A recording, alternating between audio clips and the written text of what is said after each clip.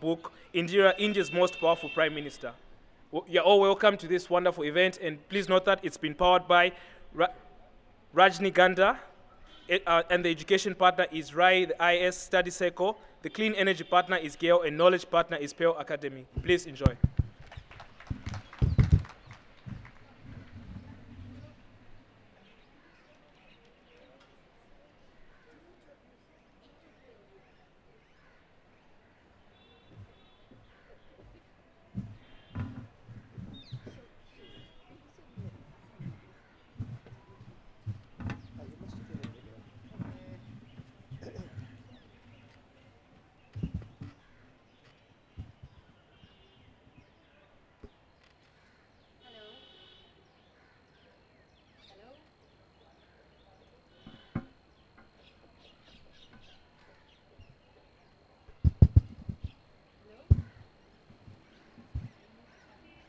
Hello, and thank you very much for coming to this session on Indira Gandhi and the cult of the supremo.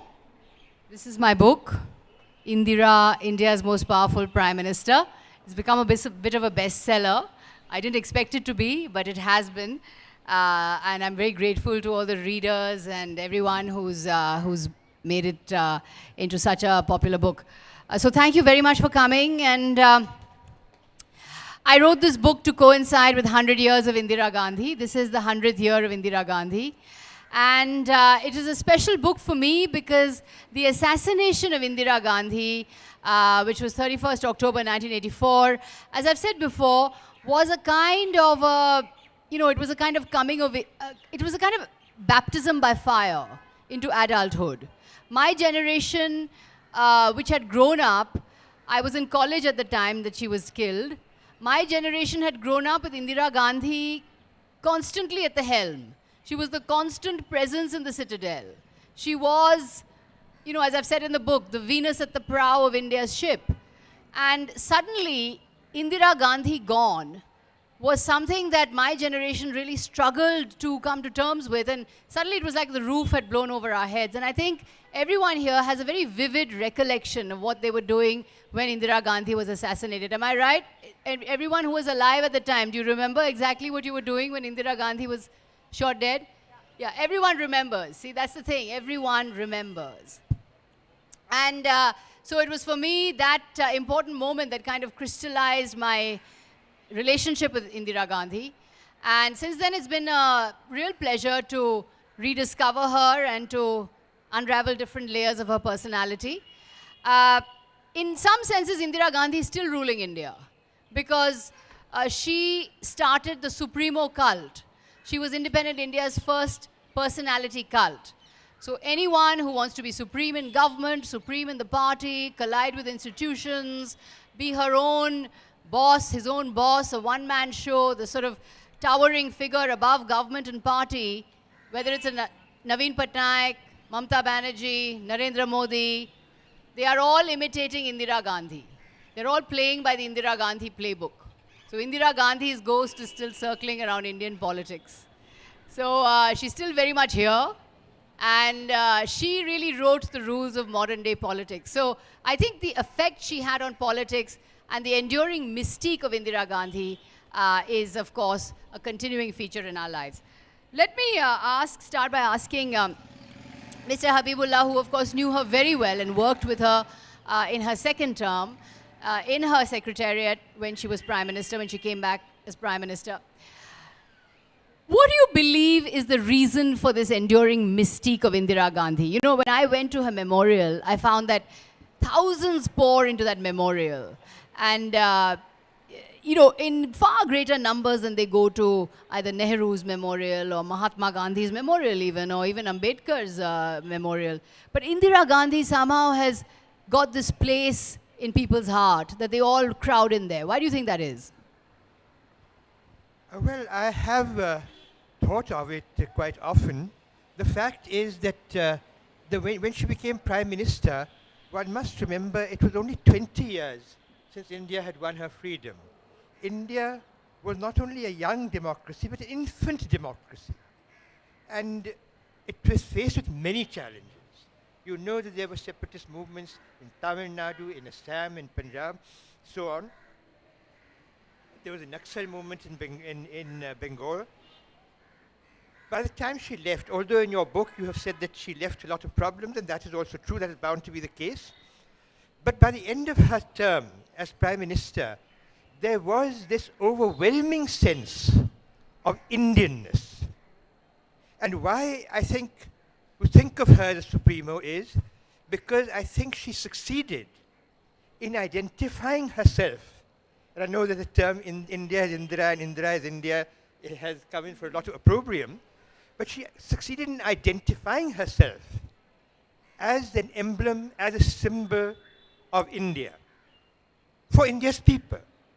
And the important element in that was not so much the middle class or the upper middle class. It was because she identified herself with the poor. It was an aberration, of course, during the time of the emergency and so forth, but constantly. And I'm aware of this also. She was very conscious of this fact herself. She realized that her constituency were the poor of this country. Now, you have, of course, said in your book that although she started with the bank nationalization, the abolition of privy purses, and so on in the 70s, the economic impact was not really the amelioration of poverty. Poverty levels went up.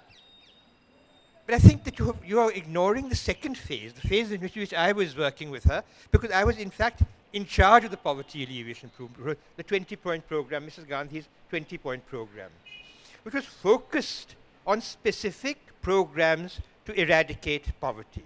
And as you know, to this day, we have a large part of our GDP which is invested in poverty alleviation. How successful they are or not successful, that is a matter that can be discussed. But the fact is, it has become very much part of our system. Right. And she's identified with that. But she's identified with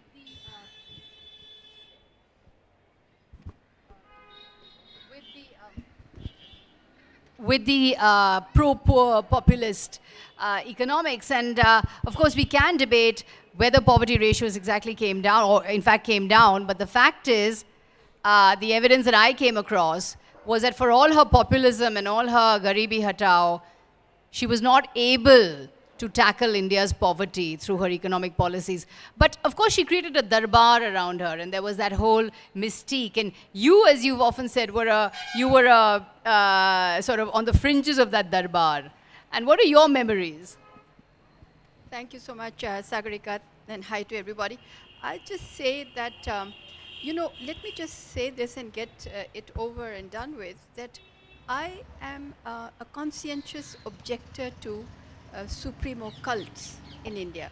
And that is because when you have a supremo at the head, then anybody who wants at the head of a structure, then anybody who wants to destroy that structure only has to smash the head. Everything comes crumbling down. Without prejudice, let me just give you a very, very recent example, without prejudice, without parallels to ethics or to anything else. But look at this man, I'm not going to call him gentleman, this Gurmeet Ram Rahim Insan. He was at the head of a cult, and when they got him, the entire structure has come crumbling down. As I said, without prejudice. And this way, all people, all leaders who aspire to or who become or nudge themselves or are insinuated or they work towards becoming supremos, they should realize this, that once they are smashed or one knock to them, and the entire structure will come tumbling down. So I would say, yes, I do have memories. Inadvertently, I was at the fringes of this darbar, not such fringes that I couldn't watch and observe. And as somebody raw and young, I observed a lot of things. I observed the growing of this darbar, and I observed how how central Mrs. Gandhi became, not only to the party, not only to the public, but to this little social, this little Latvian social darbar that existed. And I've told Sagarika this, that so so, you know, what her tentacles, people felt, maybe she didn't want it like that, but what I felt, what I saw was that people were, the people around her were totally sycophantic.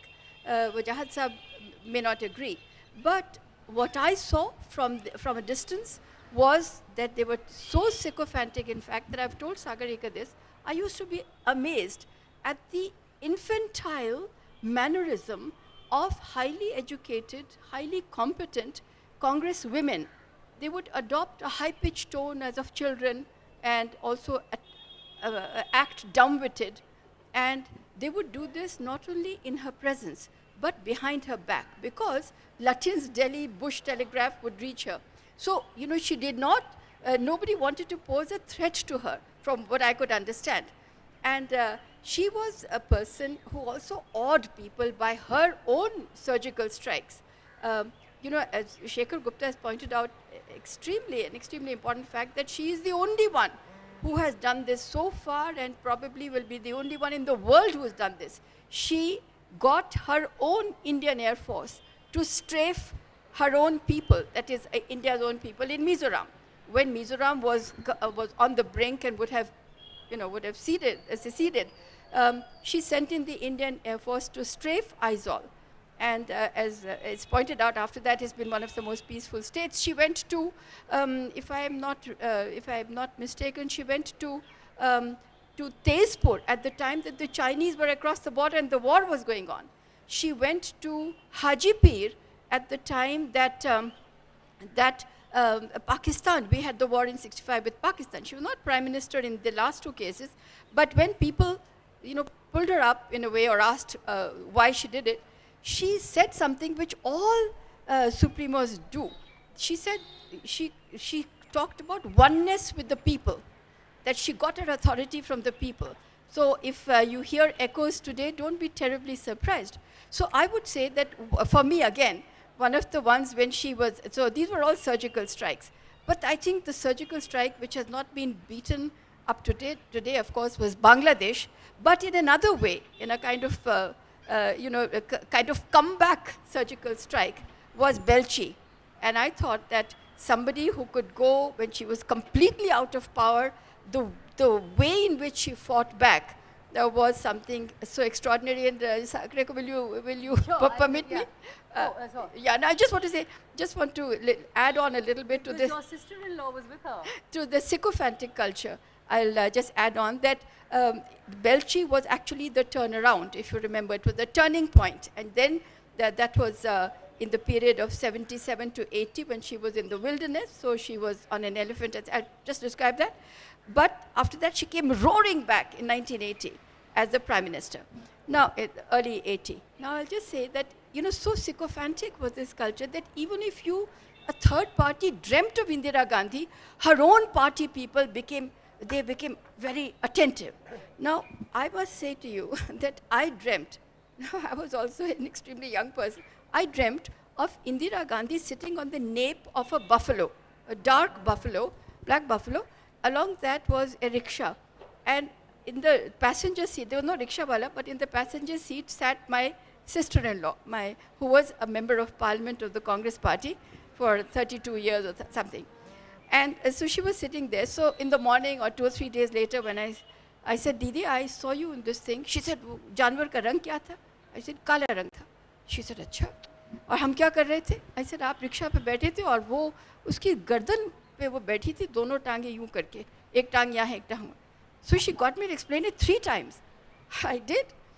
Now, few months after that, I hear that my sister-in-law was on the elephant from Belchi that took these people through, completely what is called in Bihar Kado and Mati and whatever, and went to Belchi. So when she came back, I said, Didi, ये तो बहुत कमाल हो गया, कमाल हो गया. आपकी तस्वीर सब जगह थी, न्यूयॉर्क टाइम्स में भी थी.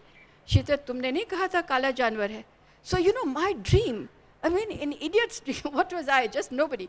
A dream when she saw the opportunity, and I would not be surprised. And unfortunately, she's not there now. That she would have also suggested the elephant. That's interesting. You had that dream. I just dreamt about it. Anyway, I don't know how it came unbidden, but I'm just saying that so sycophantic. But I would say to you, and I'll halt over here, that I would not fault the supremos at all, or alone. Yes, to a large extent they are to be faulted. I fault ourselves, people who are so susceptible to adoration and adulation. Why we are so, we'll discuss later. That's very, very insightfully put. The question that I wrestled with as I was writing this book is, we are worshippers of power. As a society, we worship power. Why do we worship power? We feel so powerless in our daily lives. We feel so powerless to control our destinies and control our fortunes that we worship those who we feel have power. So whether it's Bahubali or, Dabang, these are the people we worship. A sort of demonstration of power is very important to us. And so if a demonstration of power is irrational, like for example, if somebody comes out on television at night and says, from tomorrow onwards, your 500 rupee note and your 1,000 rupee note is going to be invalid. If a prime minister says that, we're astounded by not only the sheer irrationality of it, but the fact that this is a demonstration of enormous power, that person can have power over you. So while we suffer, we still admire that act, So we're a worshipping culture, and Ambedkar repeatedly warned of this. He said, idolatry in religion is fine, but idolatry in politics leads to degradation. Cultural degradation. So hero worship, idolatry in politics leads to the degradation of democracy. And unfortunately, our democracy is marked by hero worship and idolatry. But I think the lesson I learned is that personality cults or supremo cults sow the seeds of their own destruction. Because while they are disruptors, they don't create processes. So they become the sole disruptive agency, but they don't create processes around them to take forward the changes. So that the Congress party after Indira Gandhi could only be inherited by her son. And when her son died, could only be inherited by another son. Because she instituted dynastic rule into democracy, because she didn't trust anyone else. She didn't trust processes. She didn't trust the political process. While I was investigating her politics, I yet at the same time came across a very charming, seductively charming, graceful woman. So I had to wrestle with this dilemma while I was critical of her politics, and I find her political legacy is very, very controversial. I found myself very attracted to the persona, to the person that she was. And I think that Mr. Habibullah knew her very well. And that I know and he's often told me that, yes, all right, you're talking about her political shenanigans and her machinations. But at the end of the day, personally, she was a very homely, graceful person with a lot of tehzeeb. That is, in fact, very true. I can't say that I knew her very well. I certainly knew her son very well because we were in school together, and both her sons, in fact. But insofar as she was concerned, I had always looked upon her as an elder, as I told you. But I never saw the formidable side of her in person. I was always aware of the formidable side of her. Therefore, I never would take any liberties with her.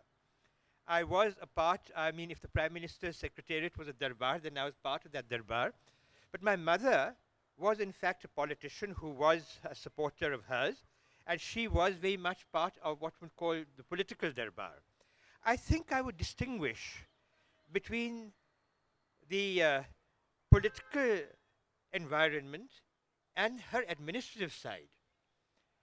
She was a very able administrator. You have criticized the fact that her administration lacked vision. But she was, in fact, an able administrator. And I would go so far as to say that having been director of the Lal Bahadur Shastri Academy, women generally are better administrators than men are.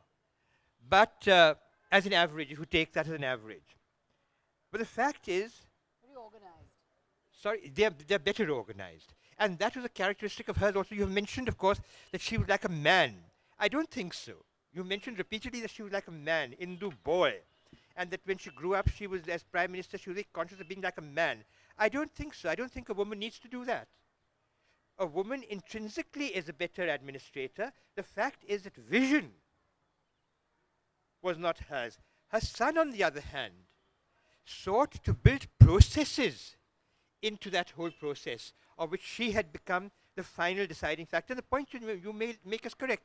I remember that when she was actually assassinated, I was there very much in her office, and we in the office, talking to each other, were talking about one of my colleagues, Ottoma Bordia, said, "The center will not hold," from the famous poem. Because the government, she was the pivot of the government. This didn't remain so. When you talk of Supremo, it was true of her. But the fact is that when you spoke to her, She was not a Supremo. she was so, and I don't know if this is also the case when she spoke to her colleagues in political life, but certainly when she spoke to me or spoke to others, even when she lost her temper, she often did. I remember that one of my colleagues was, poor chap, on my advice, he'd made some suggestion on the question of Kashmir to her, and she was extremely sensitive on the issue of Kashmir, particularly in terms of the national interest. She saw clearly what could be or what could not be allowed in Kashmir, because she perceived it not in the context of any political development, but certainly in the context of the national interest. And she fired up my poor colleague, who was an additional secretary. I was only a director at that time. And he then came back to me and said, "What's the matter? You had advised this." So that is when I discovered this was the case. But otherwise, when she spoke to me about Kashmir or anything else, she spoke so gently.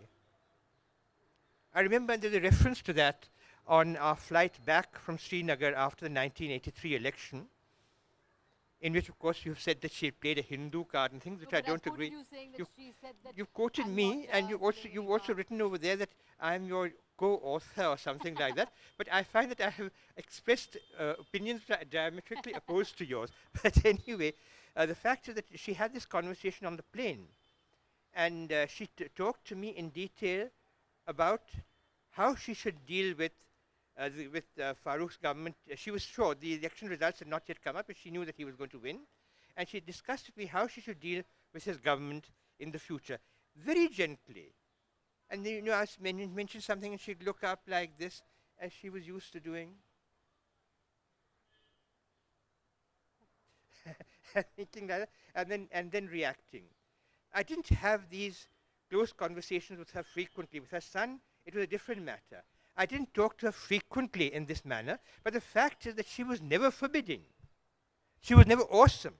Her name, for me, like for everybody else, carried a great deal of awe, and therefore I disallowed myself any liberties with her. Although in the manner she talked to one, she would actually encourage you to say what you wanted to say, to give suggestions, to make clear what you would have her do. Although, of course, the decision of what she would do would be entirely her own. Right. Well, I kind of, again, that's the similar dilemma that I had, is that, there is this very warm, homely person on the one hand, but on the other hand, where I slightly disagree with Mr. Habibullah is that she was a formidable and ruthless politician.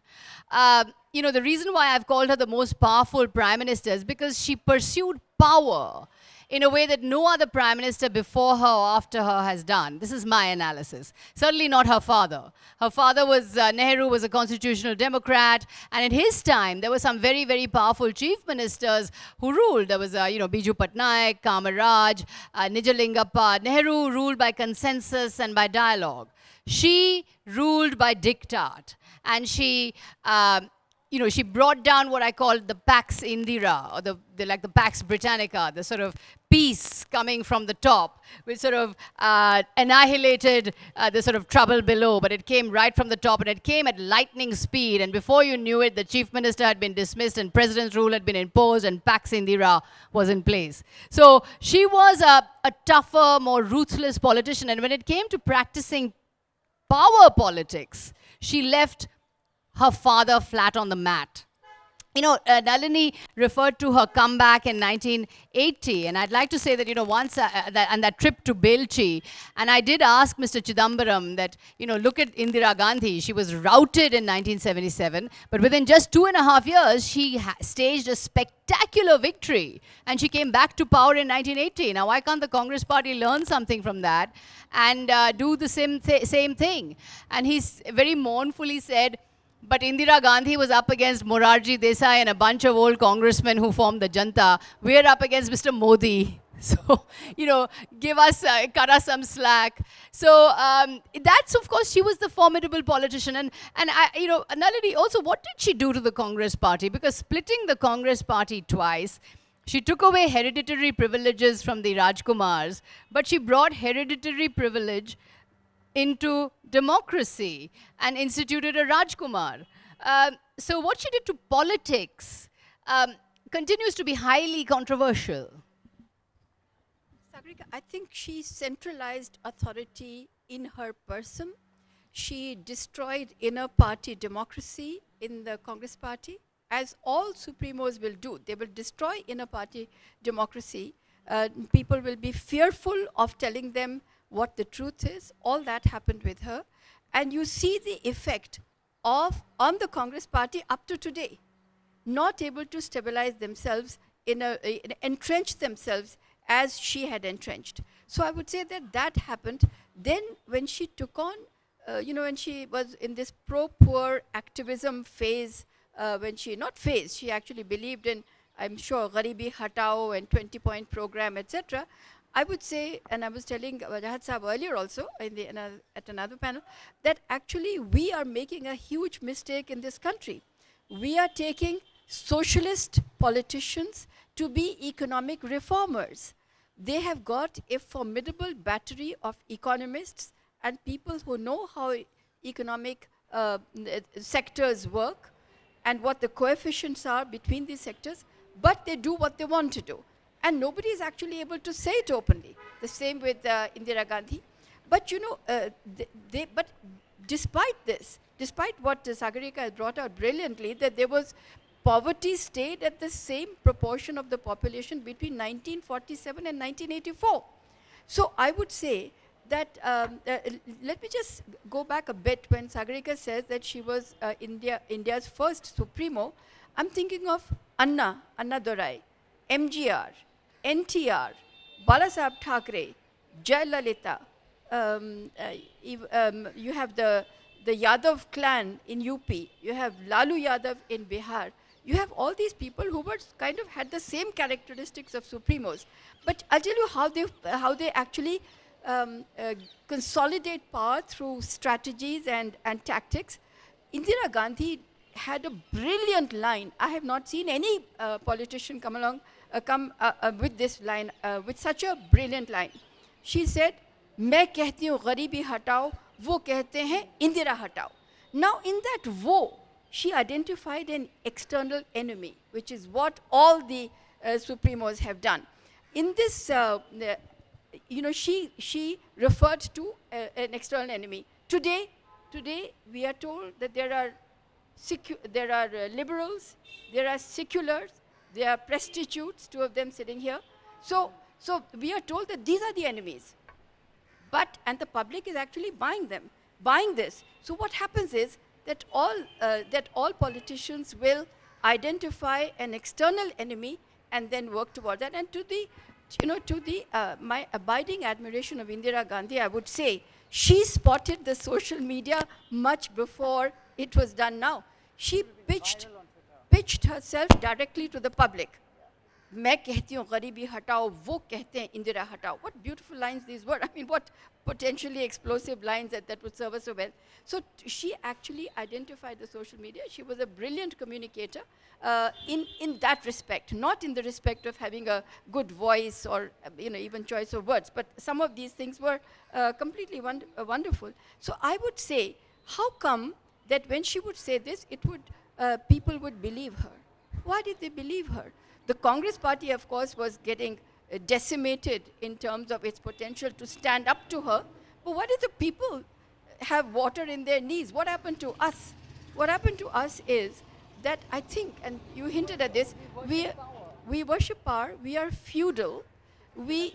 I mentioned earlier that we have this, that I'm against this because you smashed the supremo, then you smash the entire structure because they are the central pole of that structure.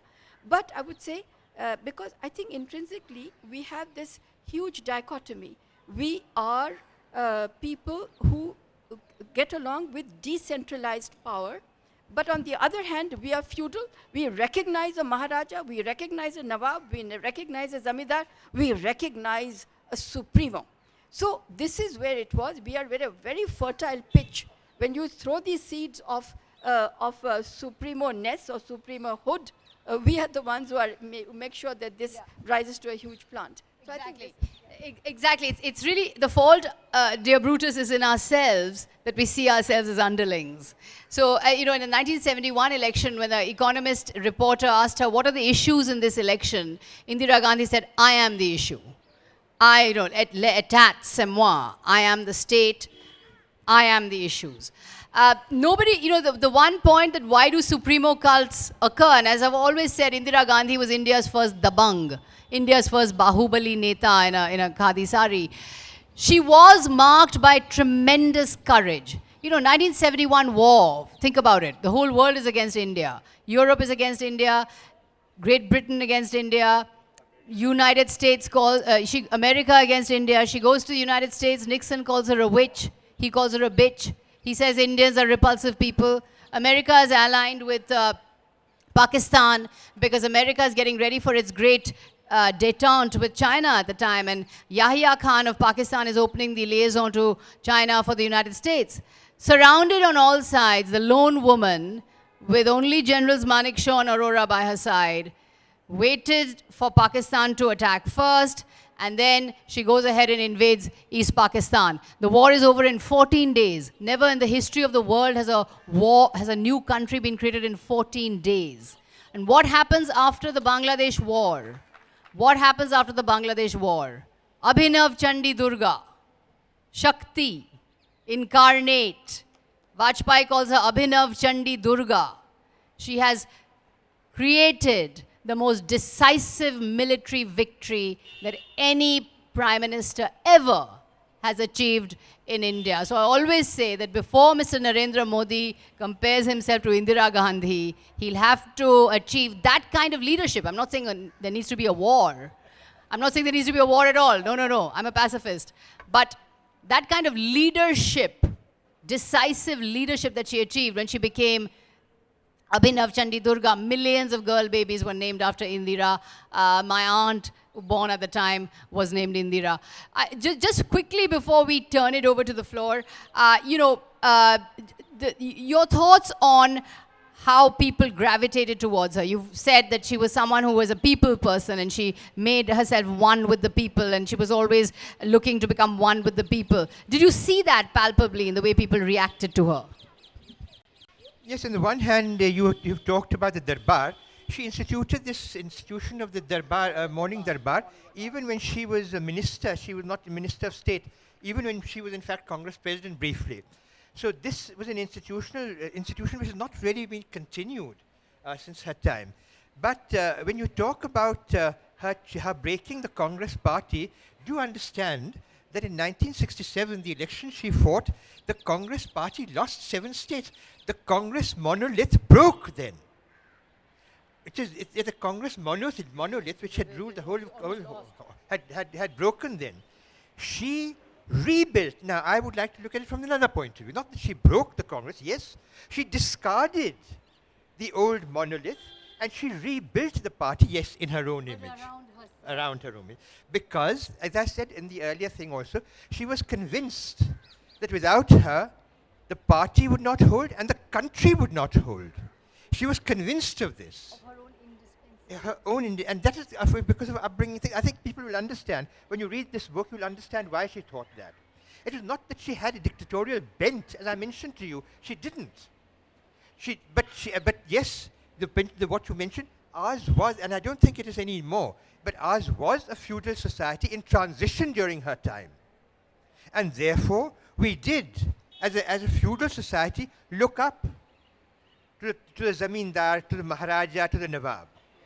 And she didn't project herself as that, but she embodied that. She was somebody who we could look up to in a time of poverty, in a time of need, in a time of gloom. She was an inspiring light to all and continues to be to this day. So I think that explains how she's so deified. Can we now? I think these are wonderful perspectives we've had on Indira Gandhi, and someone who, you know, in a recent poll done by CSDS was voted the most recognized Indian after Mahatma Gandhi, even more recognized than Jawaharlal Nehru. Let's now have questions. Yeah, one of the most intriguing part of Mrs. Gandhi's character was lifting of emergency, not declaring, but lifting.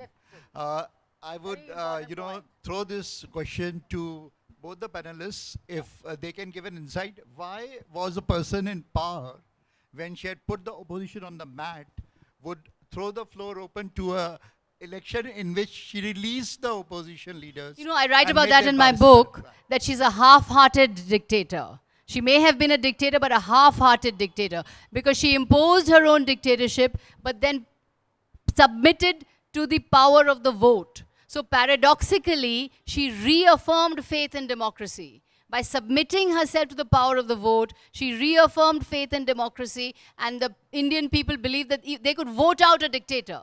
So which is why she may have been a dictator, but a half-hearted one.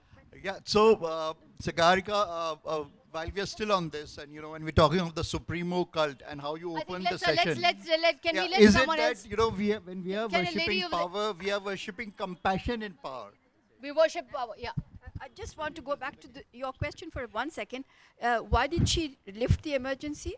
Why did she announce the election? I think she was out of touch. I don't think she realized what was happening in people's minds. This feudal janta that she was now, for 2.5 years she'd seen, she thought they're all with her. She was out of touch, is what I think. She thought she would win.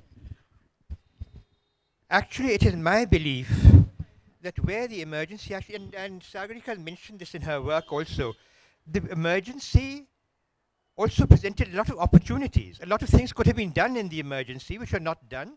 And in any case, in 1977, while she called the election, I happen to know my mother was at that time a member of parliament, and in UP, from UP. So she'd gone to see Mrs. Gandhi, something that would support your point. And she said that Indira ji, my feedback is that we are not going to win anything in UP. And Indira ji said, I've got the intelligence people here with me. Just wait here. She'd often do that, ask her to wait, and then she went and talked. So she came back, she said, Hamida, don't worry. I've been assured that we'll get at least 30 seats. In fact, they got not even one. So, and not only there, but in Bihar and so. But may I just finish this point? The fact is that I do believe, and from what I've told you, that she was always committed to democracy. The emergency to her was a dose, a medical dose which she felt was needed by the political system, and her intention always was to go back to a democracy. It's another matter that she went back to the election when she thought it was appropriate for her and that she would win. But the fact is that she never, at any point, lost her faith in democracy, and it is my view that because of the emergency, what emerged thereafter was a democracy that was further strengthened. Yeah. The lady there in the white, yeah, you've been putting up your hand. Yeah, so the question is more to the press industry right now. I'm calling it press industry. The question is more to the press industry right now. Can we just focus on the book? Yeah, Can we indeed. please focus on the book? No, is there a question on the book? It is on the Gandhi? book because where does press find itself in Indira time as well as in today's time? Almost the same. Almost the same. So I think we are ducking the questions here. It's fine. It's almost an undeclared emergency for the media at the moment. Yeah. We're not ducking any questions. This is not about the media. It's about Indira Gandhi. She muzzled the press. She made the press crawl. Almost the same thing is happening now. Almost the same thing is happening now. Yeah.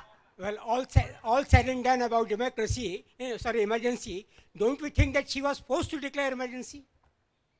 That she was forced to declare emergency.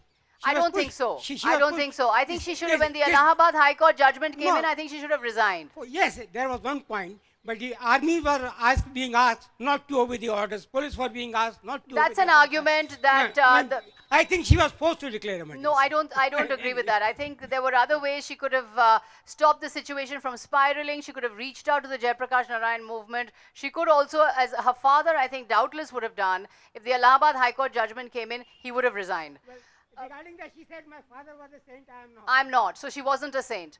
Yeah. Yeah. Last question.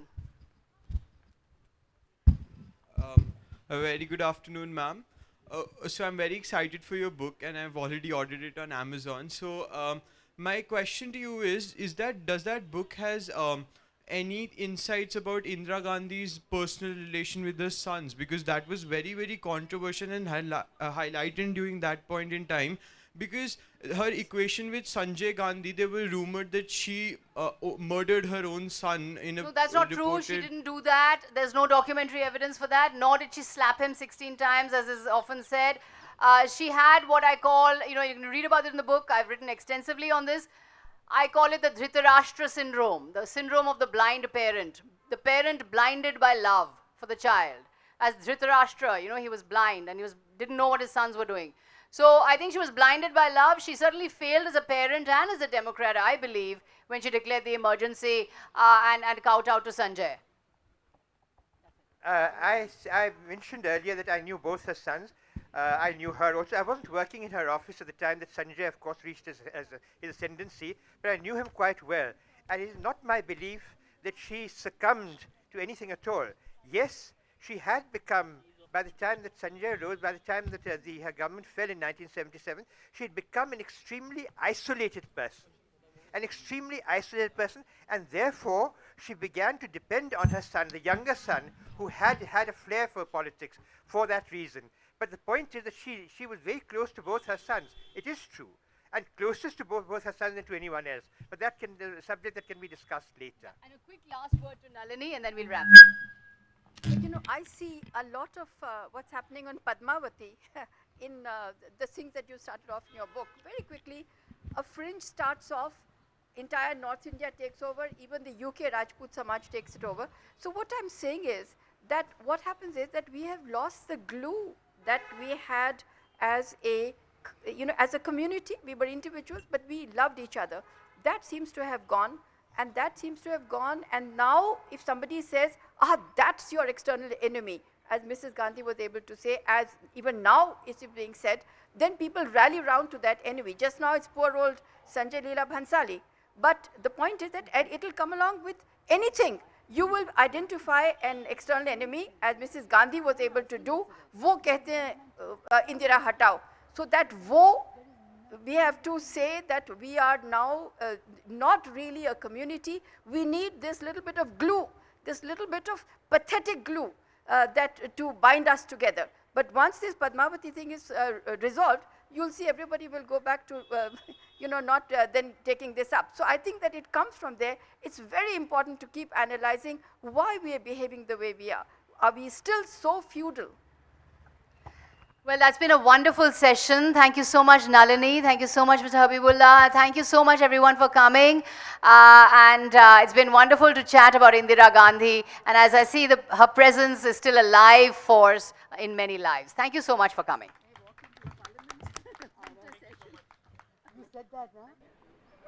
Thank you so much. Another round of applause for the panelists.